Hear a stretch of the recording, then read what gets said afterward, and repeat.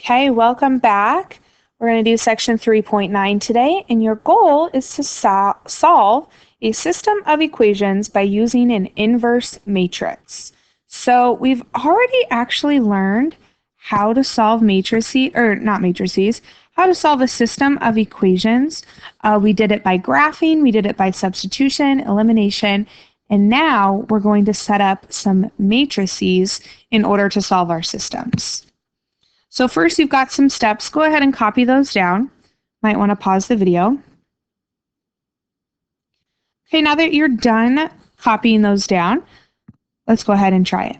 So step number 1 was to set up 3 matrices, one with coefficients, one with variables, and one with your answers.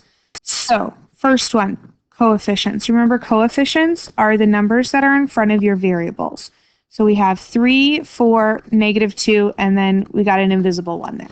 So we're going to set up a 2 by 2 matrix to put those numbers in. And we're going to write them exactly as we see them. 3 next to the 3 is the 4, below the 3 is -2, below the 4 is 1. So there is our coefficients matrix. Next, we're going to, I like to write it like this, kind of like an equation. So we're going to multiply it by our variable matrix. Now, we're not actually multiplying this, but this is just how you set it up. Our 2 variables are x and y. So we have our x and then y. This is going to be a 2 by 1 matrix. And then lastly, we have our answer matrix. Again, we're going to write them exactly as we see it, right above each other. We're going to do -14 on top and -9 on the bottom. Okay, so we have our coefficient, our variable matrix, and then we also have our answer matrix. Now, if you look at step 2, it says we need to identify the inverse of the coefficient matrix. Well, we know how to use that do that using our calculator. So let's go ahead, turn our calculator on.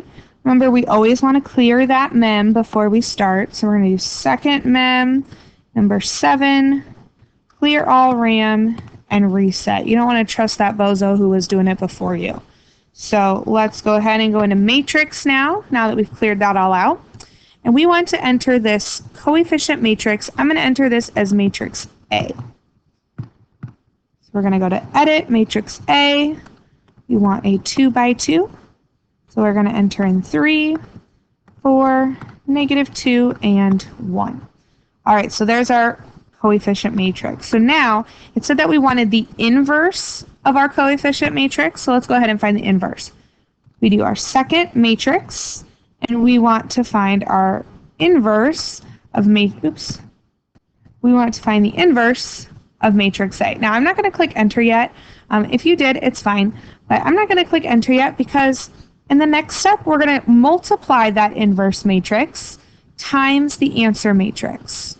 So we're going to write times, and then we want to insert our answer matrix. Now, we haven't typed that one yet, so let's go ahead and enter that as matrix B.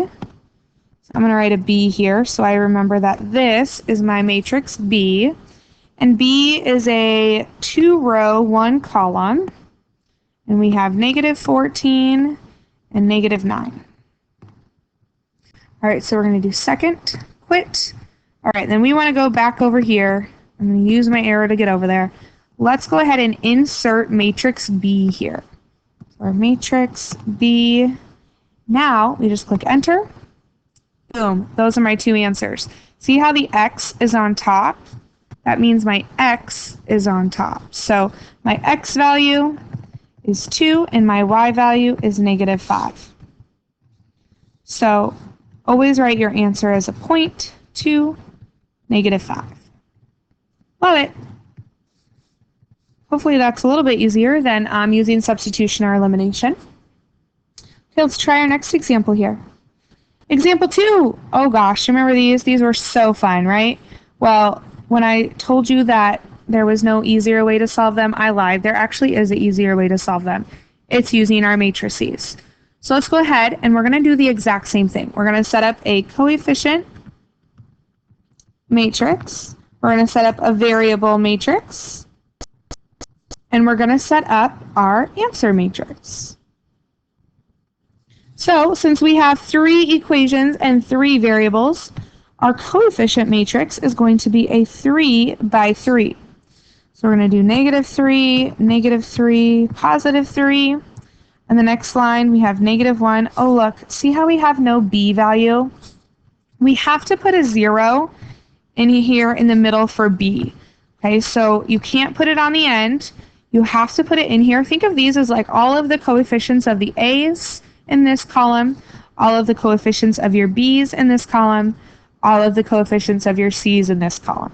All right, so we put a 0 in for b. We've got a 1 here in front of that c. And then our last one, we have a 4, 3, and 5. Okay, then we're going to multiply it by our variable matrix. We have x, nope, not x. We have a, b, and c. And set it equal to our answer matrix. So that's going to be 12, 6, and -9. Now, one thing I didn't really explain to you before is why we have to multiply by the inverse matrix. Well, if we look at this example, this is going to be matrix A when I plug it in, right? And this is going to be matrix B. Well, if we want to figure out what the variable thing is, like if you have an equation that's just 4x equals 12, in order to get rid of the 4 and get the x by itself to figure out what it is, you divide by 4, right? The other way to do that is multiplying by 1/4. That means the same thing, right? Well, 4 and 1/4 are actually inverses. That's why they undo each other. So we would multiply by 1/4 on that side of our equal sign as well. And we end up with our answer of x equals 3, right? So when we multiply by the inverse matrix of A, that means A and the inverse cancel out. So all of this goes away and you're just left with your variables here. So that's why we have to do it also on this side. We have A inverse times B, and then that's going to be our answer. So that's just kind of where all that comes from. Just wanted to explain that to you a little bit. Okay, so let's go ahead and actually do this now. We want to enter our new matrix A. And this time we want it to be a 3 by 3. And I'm going to pause the video to enter that in. All right, I got that all entered in. I also, oh shoot, darn it. Never mind, hold on. All right, we're back, we're all good. I also entered matrix B in. I accidentally typed it in the matrix A, so I had to go back and fix that. So now I have my matrix A and my matrix B all plugged in. So now let's go ahead and follow those steps again. So now we're going to identify the inverse matrix. So we want to find second matrix. We want to find the inverse of matrix A. So that's going to be that button right there. Now we want to multiply it times our matrix B. Enter, enter one more time, and now we have our answer for A, B, and C. Remember, always write your answer as a point. So we have -5, 2, and 1. All right, so much faster than going through, what was that, like 6 steps in order to figure out your 3 answers. So hopefully this makes that a little bit easier for you. And that's kind of the point of having our matrices in our chapter here with systems.